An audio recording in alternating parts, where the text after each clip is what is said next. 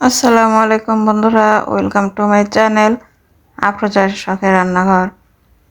বন্ধুরা, শীত পড়ে গিয়েছে আর শীতে কম বেশি সবাই অসুস্থ হয়ে পড়ে, তাই সবাইকে বলছি শীতের সময় সাবধানে থাকবেন, বিশেষ করে ঠান্ডা লাগানো থেকে।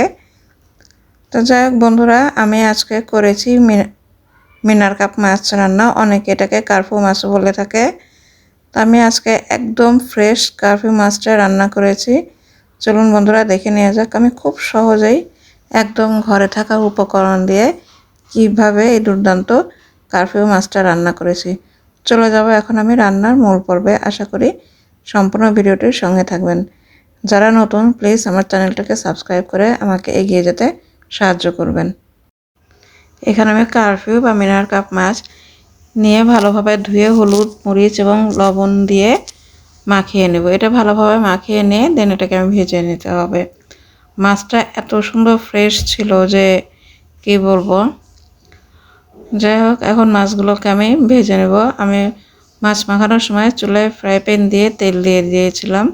তেল গরম হয়ে গিয়েছে, এখন আমি মাছগুলো দিয়ে উল্টে পাল্টে ভালোভাবে ভেজে নামিয়ে নেব।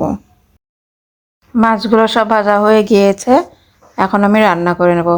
চুলায় আমি পাত্র বসিয়ে দিয়েছি পরিমাণ অনুযায়ী তেল। আর এখন দিয়ে দিতে হবে পেঁয়াজ।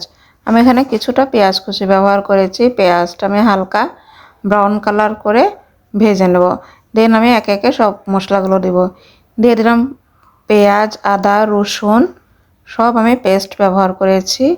দিয়ে আর সামান্য পরিমাণ পানি দিয়ে দিলাম যাতে করে মশলাটা পুড়ে না যায়। এখন দিয়ে দিলাম লবণ, হলুদের গুঁড়া, মরিচের গুঁড়া, ধনিয়ার গুঁড়া ও জিরার গুঁড়া। এটা দিয়ে আমি খুব ভালোভাবে কষিয়ে নেব যাতে করে মশলার একদম কাঁচা গন্ধ না থাকে। তো বন্ধুরা, কেমন লাগছে আপনাদের অবশ্যই আপনারা লাইক কমেন্ট করে জানাবেন। আর আমার চ্যানেল নতুন হয়ে থাকলে প্লিজ সাবস্ক্রাইব করে দেবেন। আমি সামান্য পরিমাণ পানি দিলাম আর একটু, যেহেতু মশলাটা একটু পুড়ে যাচ্ছিল তাই। আর এখন দিয়ে দিতে হবে সস। আমি এখানে 1 প্যাকেট টমেটো সস ব্যবহার করেছি। এতে করে কালারটাও সুন্দর হবে আর খেতেও ভালো লাগবে। এই মাছ রান্নার স্বাদটা আরও বেড়ে যাবে। মশলাটা খুব ভালোভাবে কষানো হয়ে গিয়েছে, তেল ছেড়ে দিয়েছে।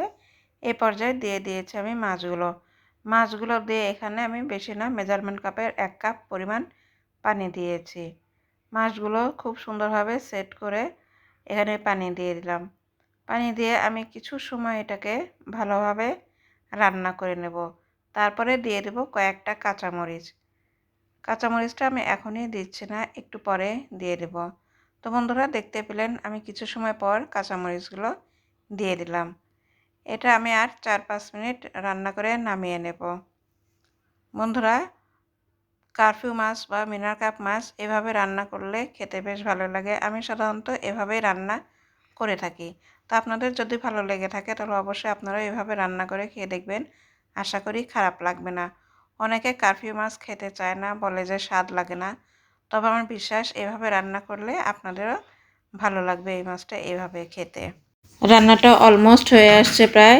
এখন আমি দিয়ে দিলাম বেশ কিছুটা ফ্রেশ ধনিয়া পাতা কুচি।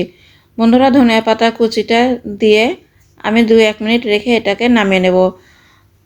বন্ধুরা, আমি অফ ক্যামেরায় এখানে পেঁয়াজ বেরেস্তাটা দিয়েছি, দেখে নিশ্চয়ই বুঝতে পারছেন, কিন্তু আমি স্কিপ করে গিয়েছি, আপনাদের দেখাতে পারিনি, এর জন্য আমি দুঃখিত।